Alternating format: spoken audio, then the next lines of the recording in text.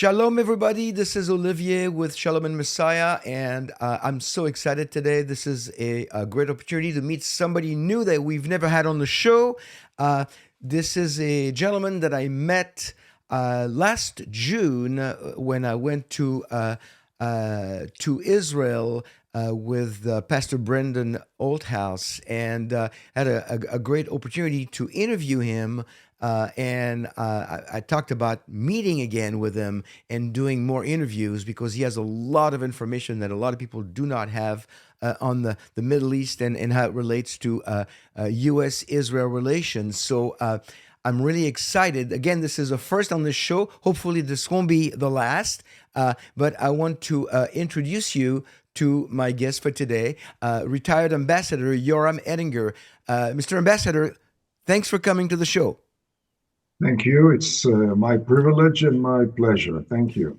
So I have so much that I want to discuss with you, but before I forget, if people want to get more information and stay connected with you, where can they go?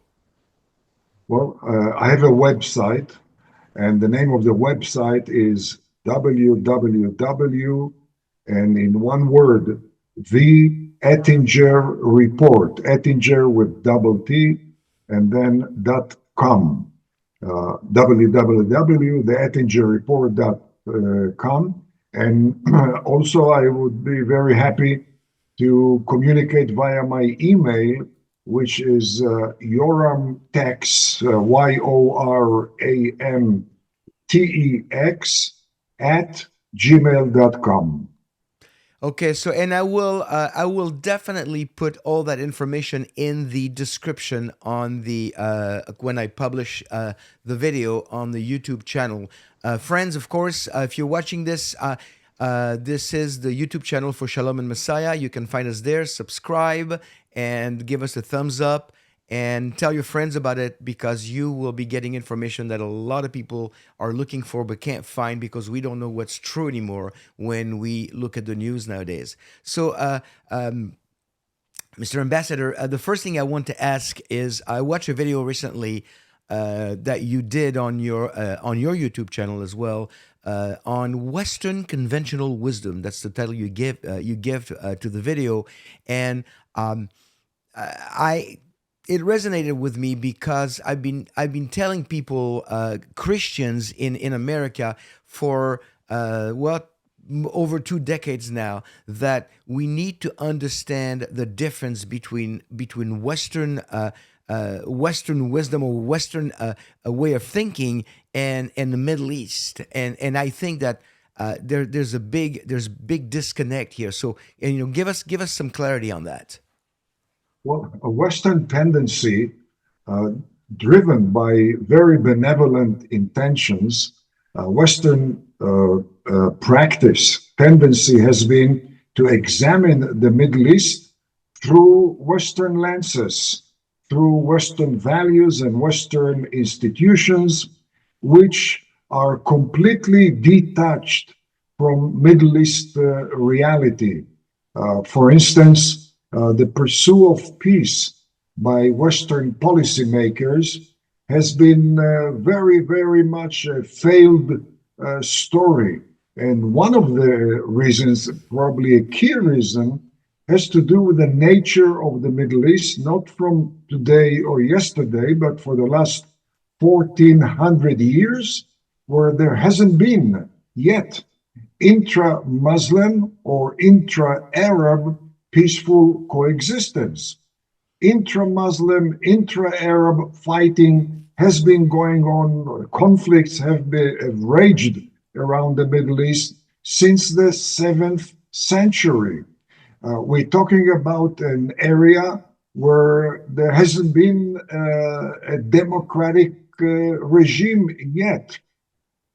We're talking about an area where there is a remarkable dramatic difference between the talk and the walk. And in fact, one of the major tenets of Islam, or one of the major tools that Islam has accorded Muslims, has been the taqiyya. Taqiyya is the art of dissimulation. And Deception. too often, Western leaders, Western public opinion molders, and Western public at large are very impressed by moderate Arab, moderate Muslim talk in the Middle East, only to find out that this talk has nothing to do with the wok. You take, for instance, the Khomeini, the Ayatollah's regime in Iran, paving the road to taking over control of Iran by toppling the Shah of Iran. The Ayatollahs smothered, flooded the White House back in 1978 with very, very peaceful, moderate, pro American talk, to the extent that they convinced then President Jimmy Carter, his national security advisor Zbigniew Brzezinski, and the entire establishment of the State Department, including also, by the way, the CIA. They're all convinced uh, through that very moderate talk uttered by Ayatollah Khomeini, who was in exile in Paris. In France. They were convinced that Ayatollah Khomeini is going to be very convenient for the USA. And the simplistic rationale was, well, Ayatollah Khomeini was very, very devout Muslim. Therefore, he hates communism. Therefore, he is going to be very anti Soviet. And if he is going to be anti Soviet, he is going to be obviously very pro Pro. American. Moreover, Ayatollah Khomeini, smartly enough, surrounded himself with Iranian advisors who were educated in Europe. They spoke English and French and Italian and Spanish and Portuguese and German, and that impressed the policymakers in Washington as well as in Europe, because supposedly, ostensibly, if you speak so many foreign languages, well, you must be moderate. You cannot be Educated and moderate. Yeah. right. You cannot be a warmonger. And the highlight of gaslighting by Khomeini, gaslighting Western American policymakers, one of the climax was when President Jimmy Carter hosted a gathering of global leaders in the islands of Guadeloupe. It was 10 days before Ayatollah Khomeini returned from exile in Paris, took over control of Iran, and Jimmy Carter told the gathering of global leaders that based on American intelligence, based on reports coming out of the American embassy in Tehran, Jimmy Carter, was convinced that Ayatollah Khomeini was going to emerge as an Iranian edition of Gandhi, and that Ayatollah Khomeini was going to be preoccupied with tractors, not with tanks. Now, those are not my words. Those were the precise words employed by President Jimmy Carter, who echoed the reports from the American embassy in Tehran, who echoed the conclusions, the assessments made by the CIA.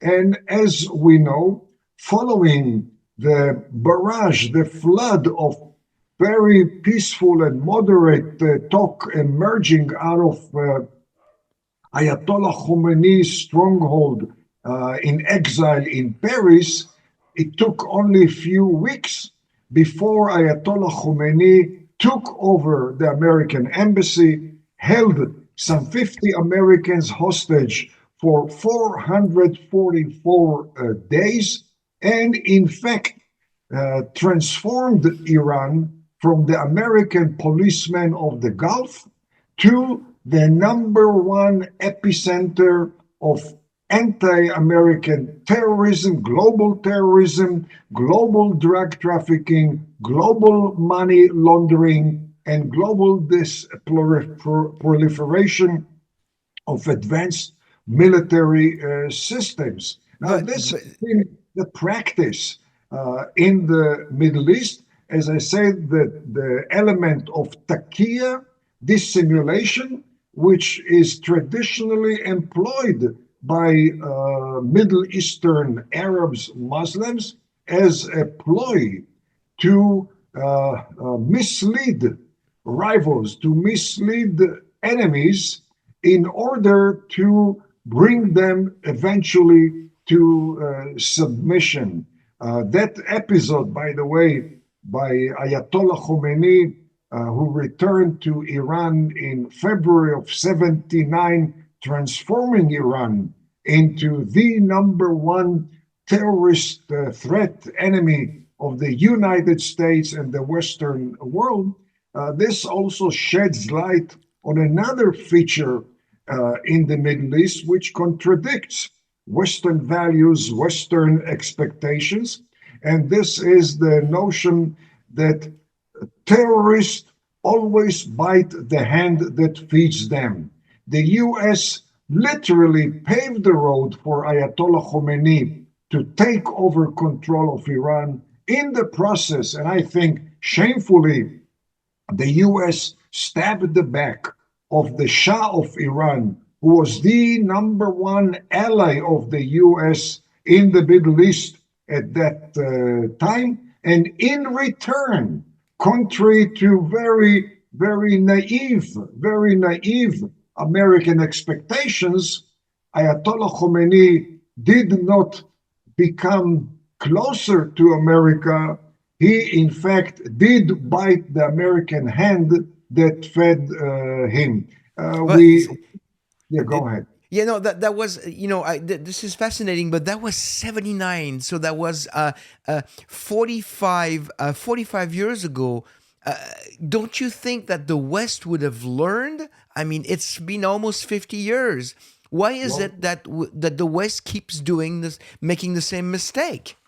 when someone is addicted to hard drugs, it doesn't matter how intelligent you are. And as we know, there are many intelligent people who sadly are addicted to hard drugs, and they prefer the world of drugs over reality. The same, in my mind, the same thing applies to policy making.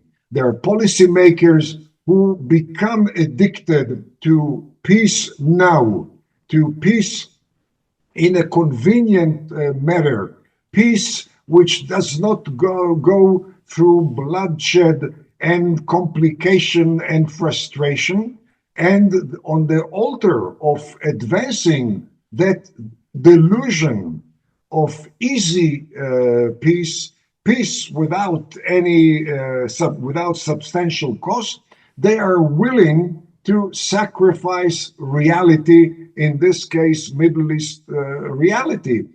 You take the US not of the 20th century, but US of the 21st century. Uh, After the election of 2020, when President Biden entered the White House, the Houthi terrorists of Yemen generated barrage of very peaceful, accommodating statements coming out of Yemen to Washington. And as a result, the State Department, headed by Secretary of State Tony Blinken, who in fact shapes and navigates President Biden's foreign national security policy, decided upon entering his role as Secretary of State back in February of 2021 to delist the Houthis from the list of terror organizations. And what have we seen in return? More and more anti American terrorism. more and Yeah. more terrorism against the pro-US Saudis and against the pro-US Emiratis. And this has been the story of the gap between Western misreading of the Middle East or simplistic reading of the Middle East and Middle East reality. You take the very sad chapter of Afghanistan and the Taliban, the Mujahideen. It was the US which made it possible for the Mujahideen of Afghanistan to defeat and expel the Soviet military force from Afghanistan. And what did the Mujahideen do after such a great gesture by the US? They joined the anti-American Islamic terror camp. They were involved eventually in September 11. They were involved in blowing up the American embassies in Tanzania and in Kenya, So, and so, and so, even so our own history here in Israel. In 1993, an Israeli government, in my mind, very reckless Israeli government, came to terms with the Palestinian terror organization, the largest one, the PLO, with the arch terrorist Arafat, and they concluded the Oslo Accord. Now, to get the Oslo Accord with the unprecedented Israeli concessions, which in fact paved the road to October 7 of 2023, the horrific terror assault, which would not have been possible without the Israeli concessions, which were chartered in the Oslo Accord. Arafat did sound the peace chanting, and in return received very special treatment, obviously by Israel, but also by the US. It ushered him all the way to receive the Nobel Prize for Peace, but then Arafat ushered in an unprecedented wave of terrorism, as expected by anyone who understood the vision of Arafat. And that leads me to another major minefield or mine on the way of Western policymakers trying to resolve Middle Eastern problems. Westerners do not take very seriously, they do not accord sufficient weight to ideology, to true. vision. They accord much heavier weight to pronouncements made by Middle Eastern leaders. They accord very significant role to speculative future positive scenarios. But when you examine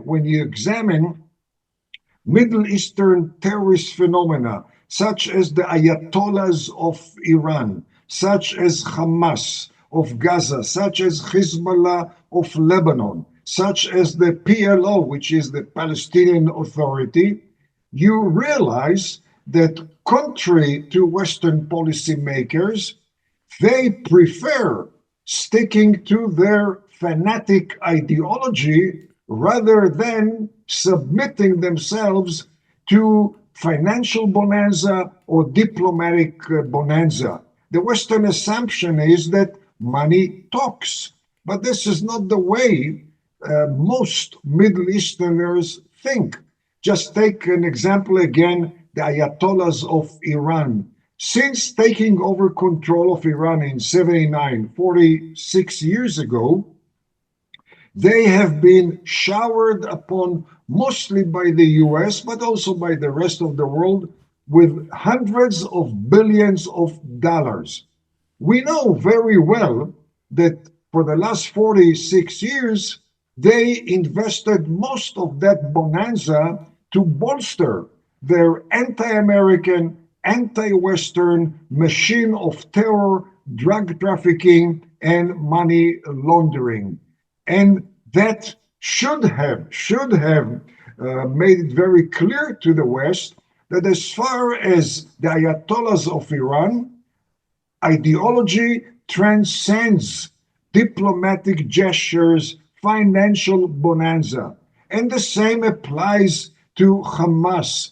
For too many years, Israel attempted to appease Hamas and provide periodical financial economic incentives, opening the borders with Gaza to Gazans to work in Israel, to get treatment in Israeli hospitals.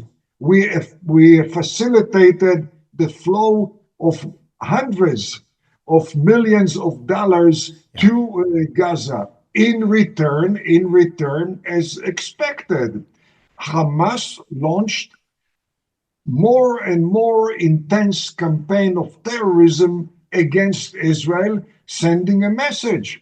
We in Hamas are not going to subordinate our ideology to money flowing into Gaza. The same applies also to the Mujahideen in Afghanistan, and the same applies to Hezbollah in Lebanon. So how does that translate now? Fast forward to the last couple of weeks, and the vacuum that was created in Syria with the fall of Bashar al-Assad's regime and his fleeing to Russia. And now we've got this vacuum in Syria that appears to be in the process of being filled by I forgot his first name, but Al Golani, and who is painting himself and is perceived by many as a moderate Muslim. I am like you. I don't believe that if you're a true Muslim, you can be a moderate Muslim, because following the Quran is there's nothing moderate about it. So how does that translate now? Is what's going to happen in Syria? What do we need to know about Al Golani? And where do we stand on this? And how is that going to be? We've seen Israel already push into Syria's border to secure that border, so that nothing bad can happen from that front, because we don't need right now another front in Israel. There's like 7 fronts already that they're fighting. So how does that translate what's going on in Syria? Looking at the lack of understanding of Middle East politics. What's going to happen in As Syria? expected, the State Department has led the way to, in a way, appease the chief terrorist who toppled Assad, under the assumption, or led by the assumption, that his peaceful pronouncements represent a dramatic shift from terrorist to a peacemaker. But it's not However, true. It's not true. well, what I suggest is, again, to pay attention to reality rather than wishful thinking. And reality means, for instance, that not too many years ago, year 2000, when Bashar Assad, who was toppled a few weeks ago, Bashar Assad assumed power in Damascus. Now, Bashar Assad was educated in Britain. He practiced also as eye doctor, ophthalmologist in Britain. He married a so-called modern Muslim Syrian woman who grew up in Britain, and he, as befits a smart, astute leader, he started right away showering Western capitals, Washington, with very moderate proclamations. That led the Secretary of State at that time, Madeleine Albright, to issue a statement that Bashar Assad is potentially a liberal leader. It led then Senator John Kerry, who later on became Secretary of State, to assume that Bashar Assad constitutes a force which will help stabilizing the Middle East, and that led also Thomas Friedman of the New York Times, who has been wrong and wronger and wrongest, all packaged in a very, very eloquent way of writing. But he declared Bashar Assad as a message of moderation emanating out of Damascus. By the way, this is not the first time he was wrong, Tom Friedman. He also welcomed Arafat after signing the Oslo Accord as a terrorist, transforming himself into a peacemaker. And he even wrote in his article about Arafat, is Arafat Nelson Mandela or is Arafat Willie Nelson?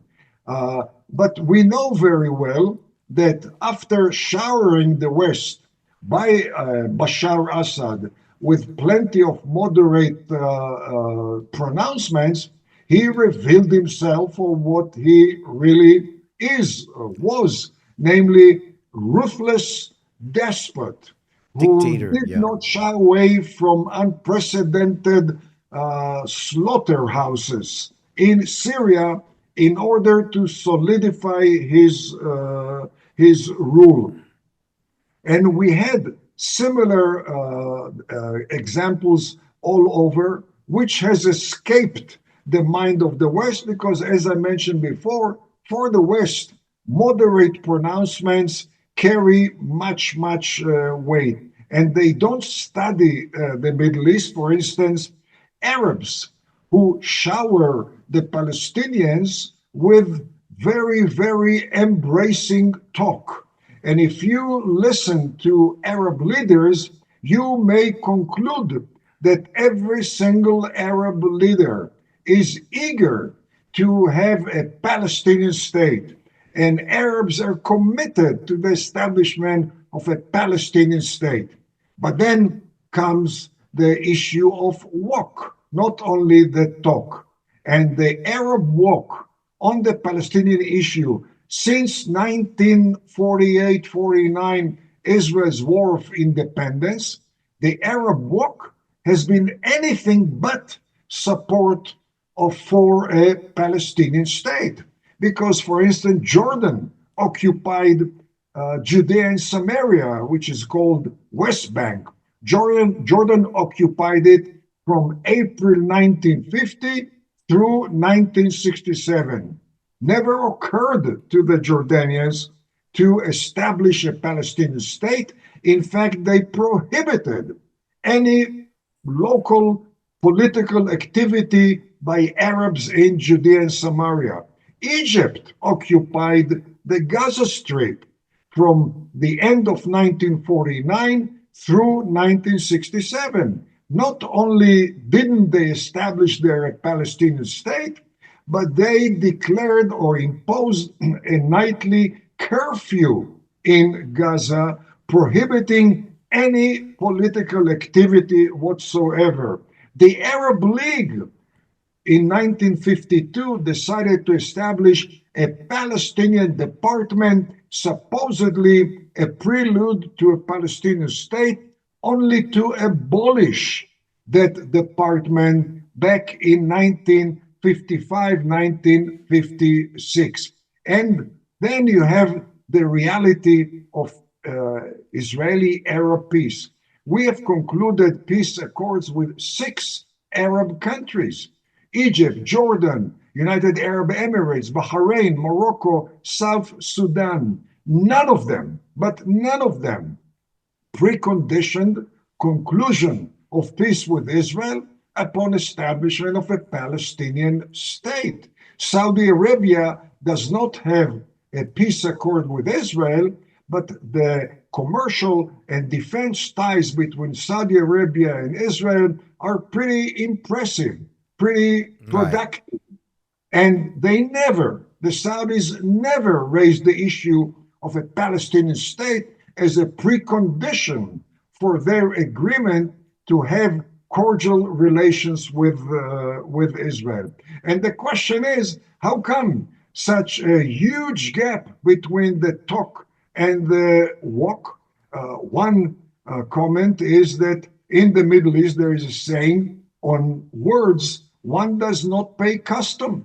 So if I don't need to pay any custom on words, why not use that commodity as generously as I can? But more importantly, while the State Department, for instance, bases its own attitude towards the idea of a proposed Palestinian state on ongoing moderate talk coming out of Ramallah in Judea and Samaria, moderate talk uttered by Mahmoud Abbas, the Palestinian leader.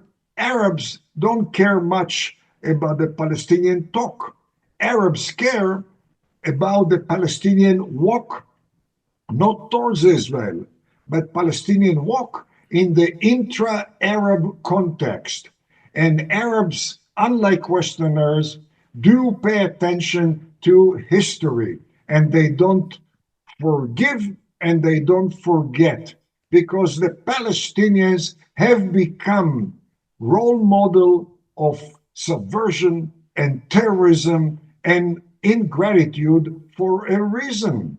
During the 1950s, Egypt allowed the Palestinians to terrorize Israel from Gaza. It took the Palestinians 2 years before they joined the Muslim Brotherhood terrorists in Cairo, terrorizing their own host regime, which forced the Palestinian leadership to run away from Egypt to Syria, which allowed them to terrorize Israel from Syria. But within 2, 3 years, again, they joined Muslim Brotherhood in Syria, terrorizing the Syrian host regime. And they had to run away to Jordan. And Jordan allowed them to terrorize Israel. But by 1970, they said, why only terrorize Israel? Why not take over control of Jordan? After all, some 60-70% of Jordanians are Palestinians. And that triggered a very, very bloody civil war. And the Palestinian leadership had to run away to Lebanon. They plundered Lebanon from 1970 through 1982, triggering series of civil wars, much blood shed, and eventually they were expelled from Lebanon in 1982. And then came Saddam Hussein's invasion of Kuwait. Kuwait at that time, back in August of 1990, was the most generous Arab host of Palestinians. They absorbed some 400,000 Palestinians, all of them allies of Arafat and Mahmoud Abbas, namely PLO Palestinians. They enabled them to rise to top administrative and business positions. Now, incidentally, this is when you served as an ambassador from 89 to 92, correct? Right, right. I was in Washington at that time. Okay. And what happened was that the Palestinians stabbed the back of their Kuwaiti host and joined the Iraqi Saddam Hussein's invasion plunder of Kuwait. And that was the reason for Sheikh Sabah of Kuwait, the ruler of Kuwait, upon restoring himself at the helm in Kuwait, complement of American blood and American finance, the first thing he did was expelling from Kuwait almost all 400,000 Palestinians.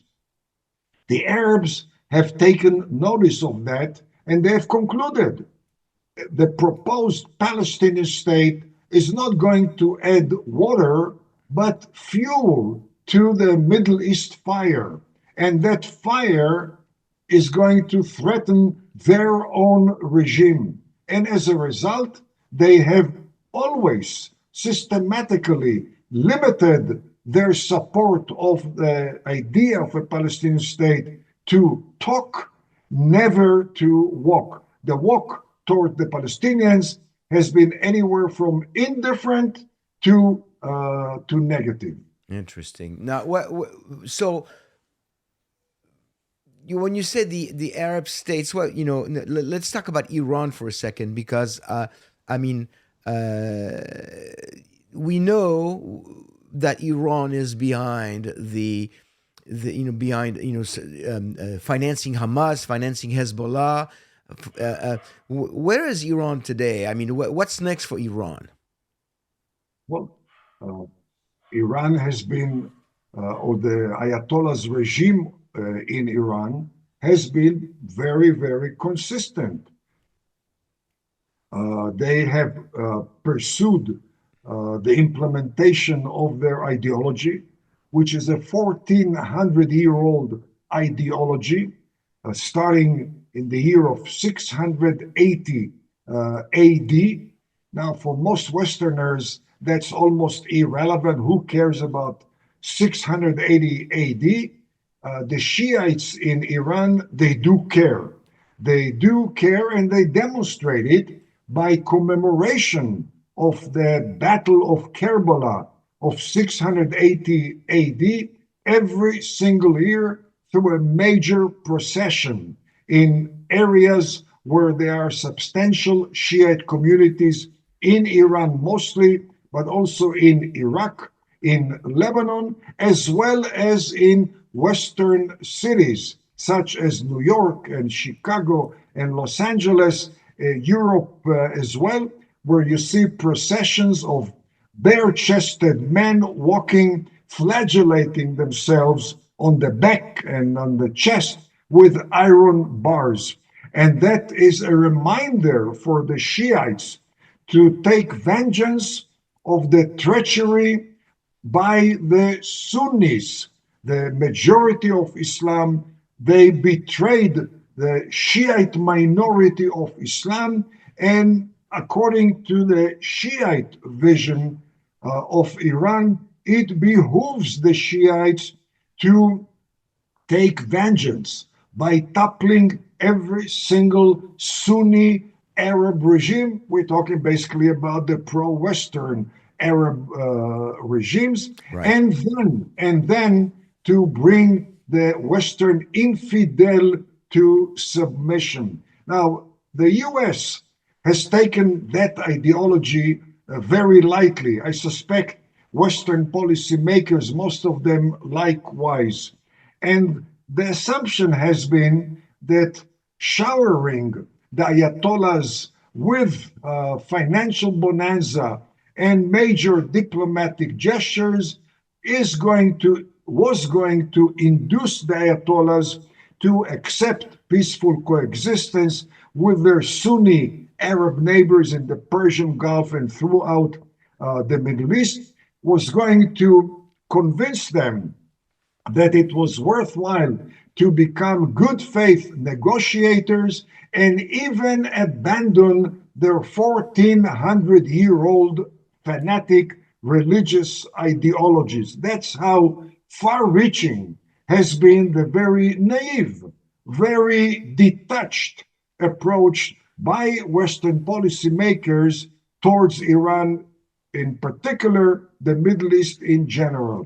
Do And you do you have and hope? and the proof is in the pudding, namely, the last 46 years document very, very well that the very generous gestures by the West, financially and diplomatically, were not invested we're not invested in enhancing standard of living in Iran, enhancing education infrastructure, health and medical and transportation, but in fact, most of it has been diverted towards bolstering the anti-US, anti-Western machine of terrorism, drug trafficking, and money laundering. And So that bolstering of the Ayatollah's rogue machine has not been limited to the Persian Gulf, not limited to the Middle East, not even to Africa alone. It is global in nature. And for instance, the Ayatollahs are deeply, deeply entrenched in South America and Central America for a reason. Their aim, the eventual aim, is to bring the infidel West to submission, and especially, as they refer to it, the great American Satan. Satan, yeah. Therefore, since the early 1980s, they have collaborated very closely with every single drug cartel in Latin America, with every single terror organization in Latin America, and with every single anti American Latin American regime. Today, they are deeper and deeper in Mexico. They are well situated along the US Mexico border. And according to the US Federal Bureau of Investigation, the FBI, there is a large number of Iranian led, Iranian director terrorist sleeper cells in the US awaiting the command from Tehran, Iran, to carry out terrorism on US soil. So, And, so, and so that again is an example of the self-destructive policy of the US State Department towards Iran, preferring the diplomatic option over regime change option. so we're like just a few weeks away from a second term for President Trump.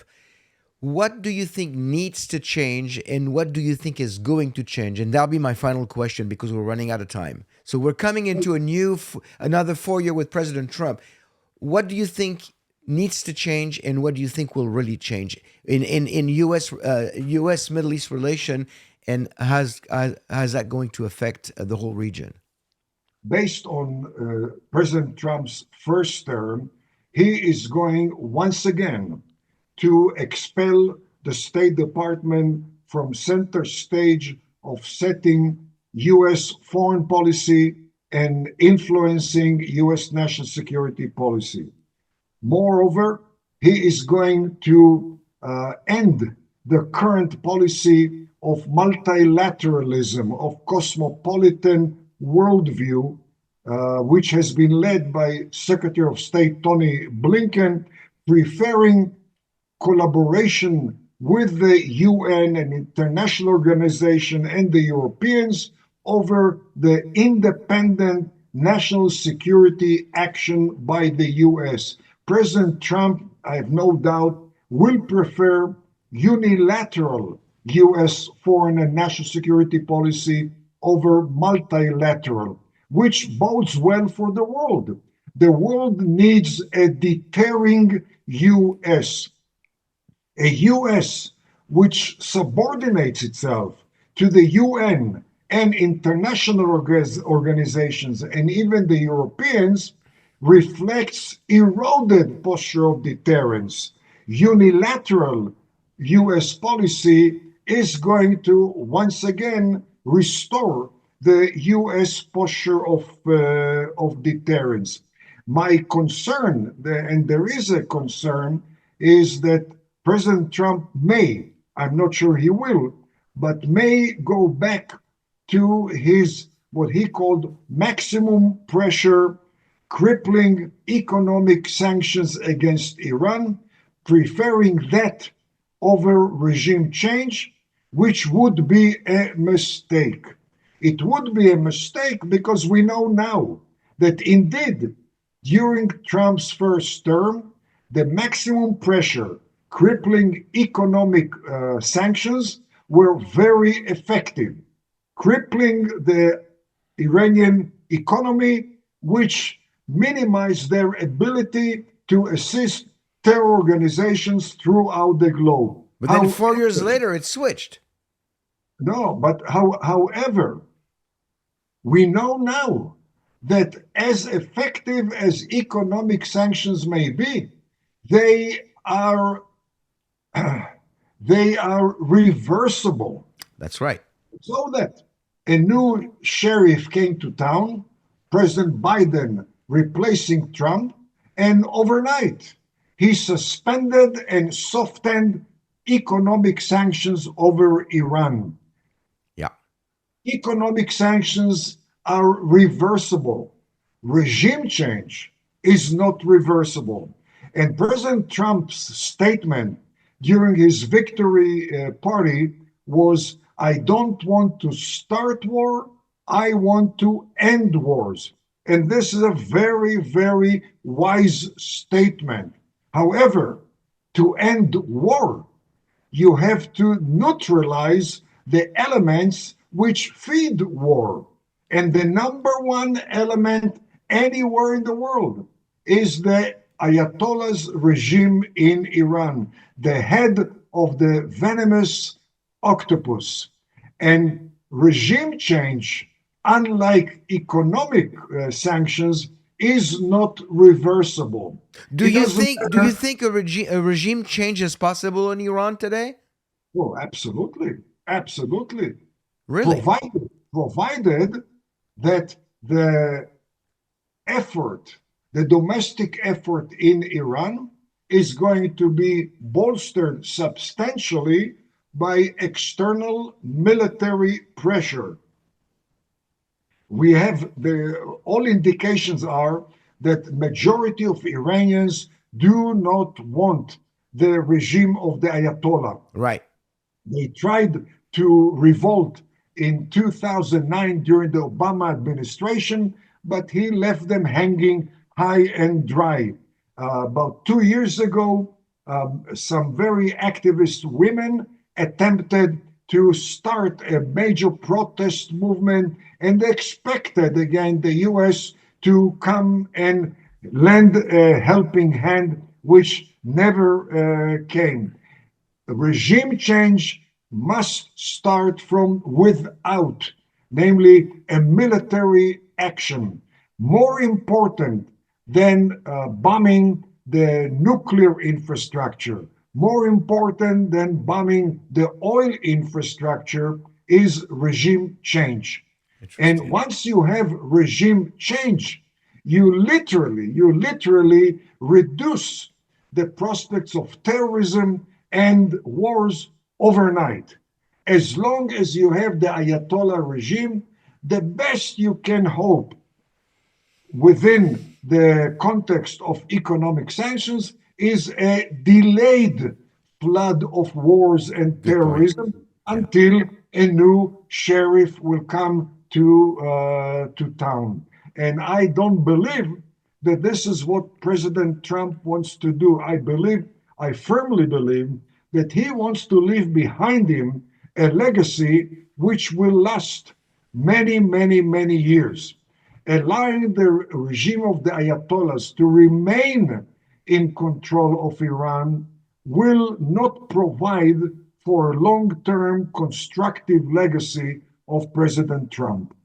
Okay. Yeah, that I would agree. Now, I mean, a regime change would be amazing, and but at the very least, a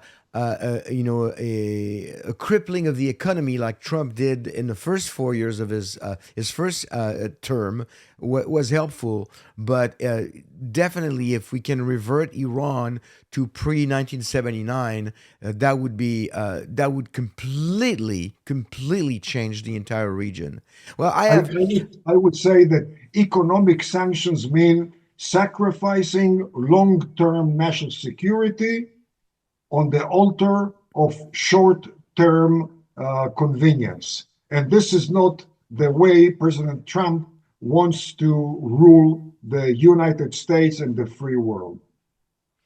Well said. Well, listen, um, You only answered about 3 of my 15 questions. And I should have known better because in Israel, when we sat together, I had questions and I got you going, and then I couldn't stop you. So I was referring to you to earlier in the video. I said, I listened to this 52-minute video by Caroline Glick on the region, and it was like a seminary class. Well, we've done this. It was like 50 minutes now, and it was not an interview. It was a lecture. It was wonderful. Thank you so much.